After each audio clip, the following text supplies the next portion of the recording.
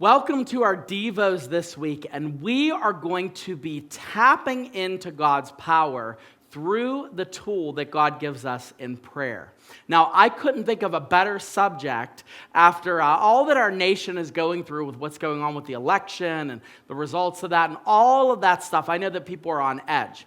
Now would be the best time to really focus on connecting with God in a way that keeps us from getting so wrapped up in the affairs of the world. Now, I don't know about you, but have you ever sat down to pray and you're like, I have no idea what to say? I mean, my mind's a million other places and I just don't know where to begin. Well, you're fortunate to know that there's a system that has been tried and proven for years and years called the ACTS prayer system, ACTS.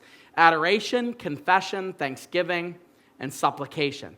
And we're going to go through all of this week, but I'm going to start today with adoration. What is adoration? It's simply expressing love to God. So I want you to, every single day this week, I want you to start off with adoration to God. Now, what does that look like? Well, think about it this way. Has somebody ever called you just to say, hey, I just want to let you know I'm thinking of you, I love you, and I just appreciate this about you? Or has your boss ever called you and said, hey, you get that call from your boss and you get kind of nervous, right? Like something's going wrong. But they're like, hey, I just want to let you know, I've noticed that you've been working extra hard, you've been skipping lunch and really diving into that project, and I noticed, and it's great. Or has somebody ever said something to you when somebody that maybe that you're not that close with, they maybe said something like, oh, I just want to let you know, I love how you handled yourself in this situation. What goes on in you when somebody comes to you and they say something that's kind of adoring to you? What happens? Now, if everything else is regular in that relationship, you probably feel pretty good about it. Well, when we go to prayer, one of the ways that we want to get centered on God is by first starting off by adoring Him. I mean, really just thinking about who He is and the fact that we are able to come to Him in prayer. That's a great way to begin.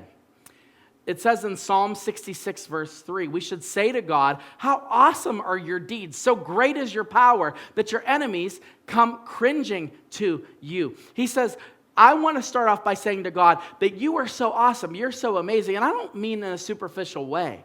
I think really one of the problems in our prayer time is we're me-focused. We think that we're the center of the show. We think that we have to say the right things because we are the focus. And when we do that, our prayer life is pretty shallow, and it's kind of tepid.